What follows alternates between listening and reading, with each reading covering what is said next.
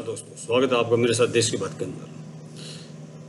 कल एक artificial intelligence को लेकर के एक वीडियो डाला तो उस पर काफ़ी सारे लोगों के कमेंट्स आए थे कि आर्टिफिशियल इंटेलिजेंस इतना ज़्यादा आगे नहीं बढ़ सकता कि वो एक जीवन साथी के रूप में या एक दोस्त के रूप में हमारा साथ निभाए।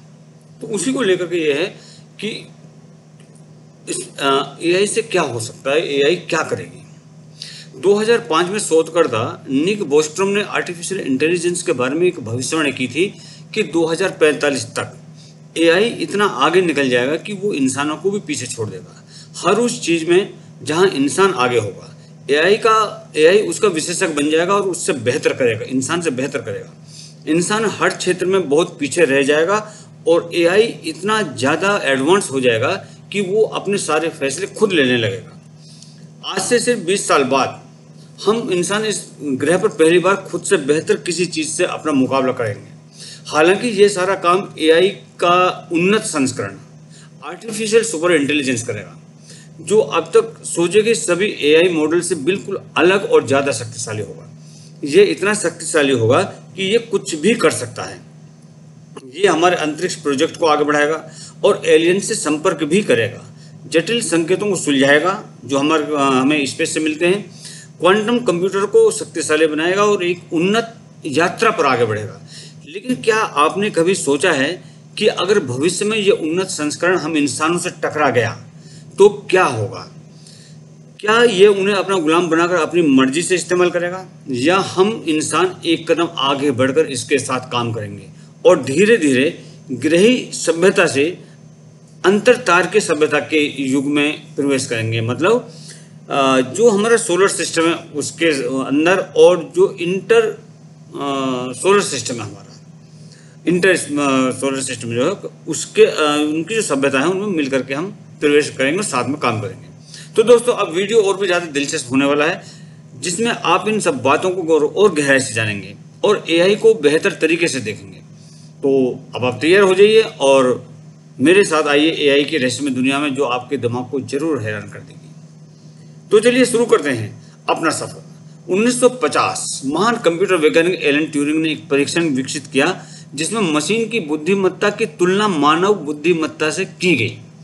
ट्यूरिंग का मानना था कि अगर कोई मशीन इस परीक्षण में पास हो जाती है तो यह माना जाएगा कि अब मशीन में इंसानों जैसे विचार और बुद्धिमत्ता है और वह इंसानों के तौर तरीकों और पैटर्न को आसानी से समझ सकती है और उन्हें दोहरा सकती है या उनसे बेहतर बना सकती है। 1950 में ट्यूरिंग ने इस परीक्षण को एक शोध पत्र में प्रकाशित किया। इस परीक्षण में एक व्यक्ति, जिसे आप इन्वेस्टिगेटर कह सकते हैं, पूछताछकर्ता कह सकते हैं, उसे एक अलग कमरे में बैठाया गया और दो अनजान प्रतियोगियों के साथ बातचीत करने के लिए कहा गया। इन प्रतियोगियों में एक सामान्य इंसान था और एक मशीन थी। जो सवाल करने वाला था उसको ये नहीं पता था कि कौन इंसान है और कौन मशीन। इसके बाद प्रश्न पूछने वाले दोनों प्रतियोगी यानी इंसान और मशीन से चैट के जरिए सवाल करता है। वो कोई भी सवाल पूछ सकता है और चाहे जितने चाहे वो उतने सवाल उनसे पूछ सकता है। अब मशीन का पूरा मकसद पूछताछकर्ता के द्वारा पूछे गए सभी सवालों का इस तरह जवाब देना होता है कि पूछताछकर्ता को बिल्कुल भी ऐसा न लगे कि वो मशीन से बातें कर रहा है, जबकि इंसानी प्रतियोगी बिना किसी चैटिंग के उसके सवालों के जवाब दे देता है। उसके बाद परीक्षा के अंत में पूछताछकर्ता को यह तय करना होता है कि कौन इंसान था और कौन मशीन।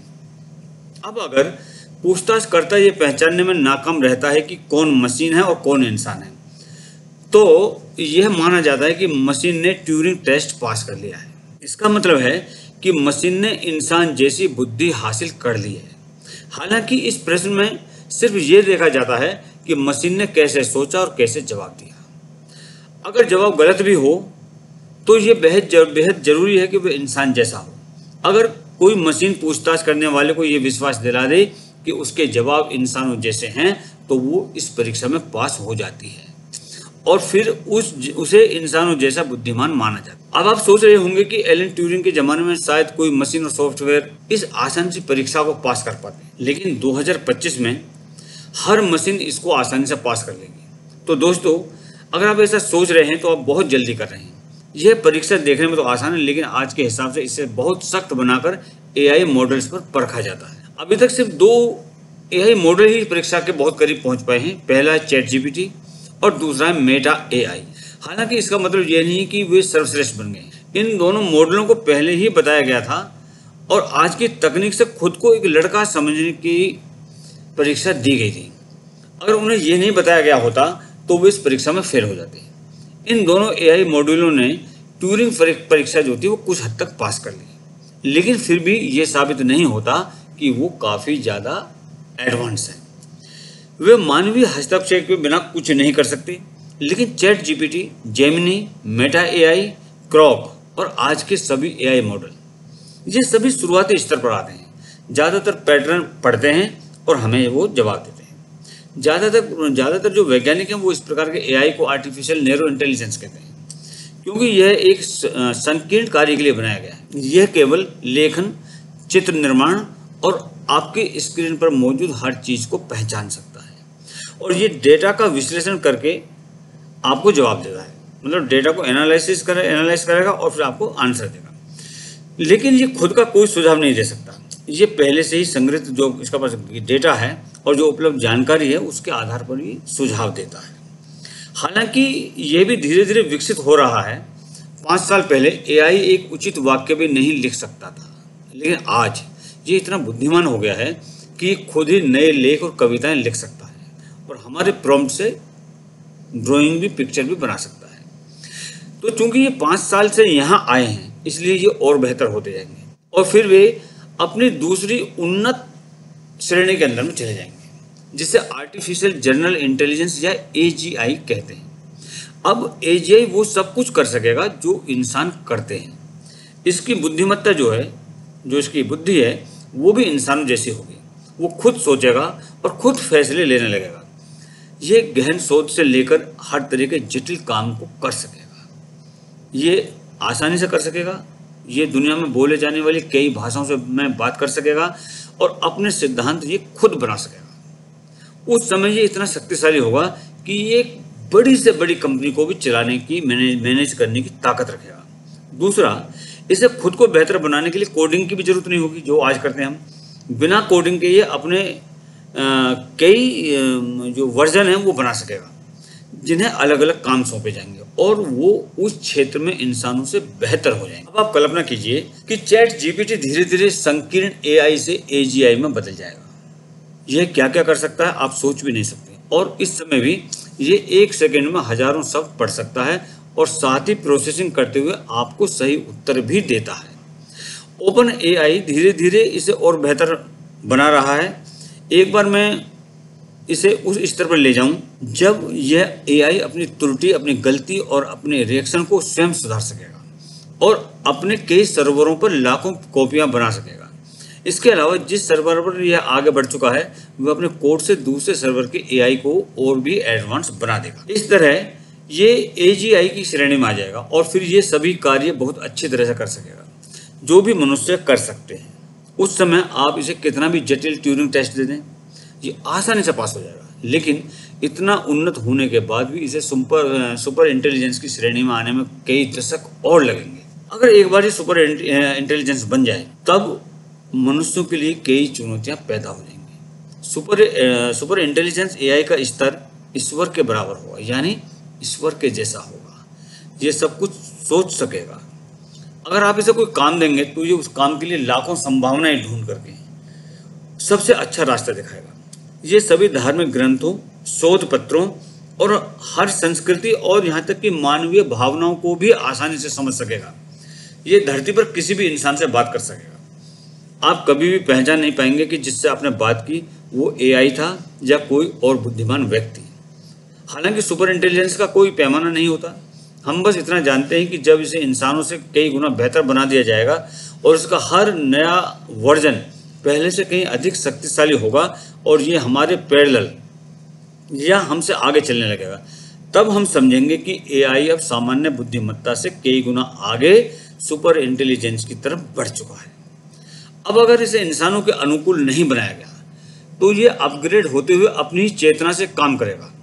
अब अगर आप सोच रहे हैं कि अगर सुपर इंटेलिजेंस एआई इतना एडवांस होगा तो इंसानों को इससे क्या फ़ायदा होगा, या इंसान इससे भी जल्दी टाइप 1 और टाइप 2 सभ्यता बन जाएंगे, या ये मानव जाति की पूरी दिशा और दशा ही बदल देगा और इंसानों के लिए एक बड़ा सिरदर्द बन जाएगा।